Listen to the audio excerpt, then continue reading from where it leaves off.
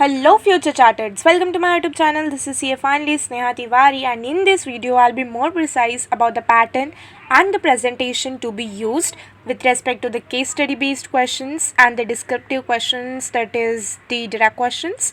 To be honest, it doesn't matter how much you know until and unless you are able to express it in writing. I scored 72 out of 100, and yes, in my certified copy there's not a single red cross that is wrong answer. So without wasting the time, let's take a reference of my copy and get into the video. Let us first begin with writing answers for the case based question. If you have ever seen my previous videos, you must be aware of the 3 para strategy, and if you aren't, don't worry, we will discuss in video. So let me introduce what it actually means. So the 3 para includes first para, which should provide the provision, that is explanation of the provision along with the SA number wherever required. Then the second para should include the explanation of the fact, that is what are your understanding of the question, and the third para includes nothing but the conclusion, which is very much important. So here's question from Jan 25 attempt. PQI and Company, the Chartered Accountants, has been appointed as the statutory auditor of MGM Limited. The affairs of the company have material amount outstanding as status. Aging of debtors are done by internal audits and monthly report are provided.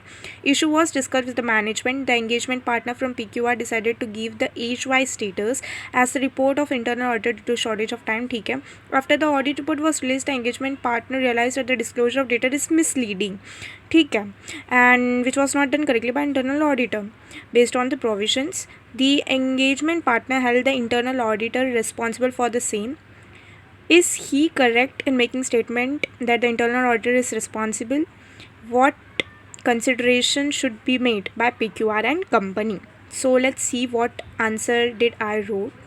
So as per SA 610, using the work of internal auditor, the auditor is required to consider following: whether the organization's status and internal audit function reflects objectivity, that they are not compromised. So here the word objectivity is important, so which was underlined by me.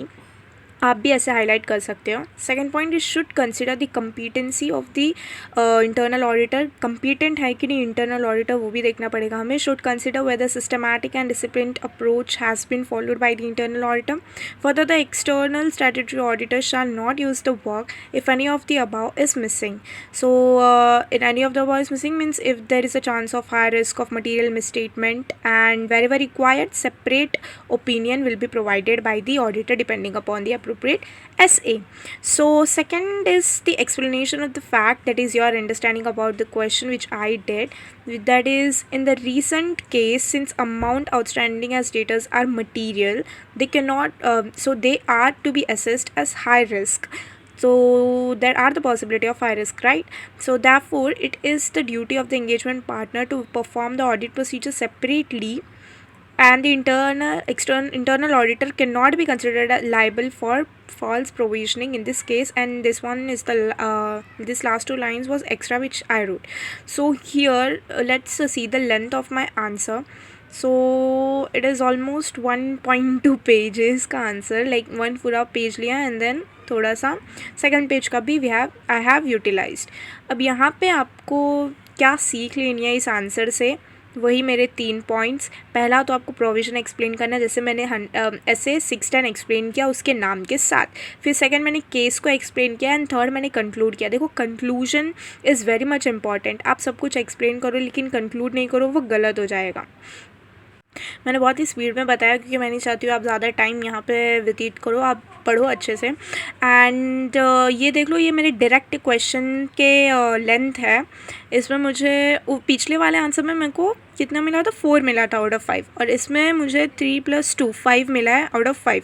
ये direct question था. यहाँ पे classify करना था threats to independence कौन सा है वो, तो एक लाइन में आपको करनी है. एंड सेकेंडली एक और पूछा था कि अगर थ्रेट टू इंडिपेंडेंस है तो उसको कैसे सेफ गार्ड करेंगे, वही जो हमारे मॉड्यूल में दिया आंसर वो लिख ली थी. अब बात करें ये दूसरे क्वेश्चन की, ये भी डायरेक्ट क्वेश्चन था जिसमें प्रोस्पेक्टिव फाइनेंशियल इन्फॉर्मेशन क्या होती है, हिस्टोरिकल फाइनेंशियल इन्फॉर्मेशन क्या होती है, उनकी डिफरेंस क्या होती है वो, और कंक्लूजन बहुत ही इंपॉर्टेंट है. उसको आप मेरा लेंथ देख लो, एक आंसर का 1 पेज होता है पूरा, और बाद में अगर 4-5 लाइन दूसरे पेज का जाता है वो. तो यहाँ आपको ध्यान रखनी है, जहाँ पे भी केस बेस्ड क्वेश्चन है वहाँ पे 3 पैरा में आंसर लिखना है, प्लस जहाँ पे डायरेक्ट क्वेश्चन है वहाँ पे आप 2 पैरा में मतलब एंड कर सकते हो आंसर को। फर्स्ट में आप सारी चीज़ें एक्सप्लेन कर दोगे जो भी आपको डायरेक्ट क्वेश्चन में पूछा गया है, एंड सेकेंडली कंक्लूड करना। डायरेक्ट क्वेश्चन हो तभी भी आपको कंक्लूड करना is very much important. Secondly आपको पेपर में घबराना नहीं है, आप सब पढ़ के ही जाओगे, बस आपको उसको लिखने हैं अच्छे से। तो आज के लिए बस इतना ही। अगर कोई भी डाउट हो आप मुझे कमेंट सेक्शन में पूछ सकते हो। Bye bye, all the best.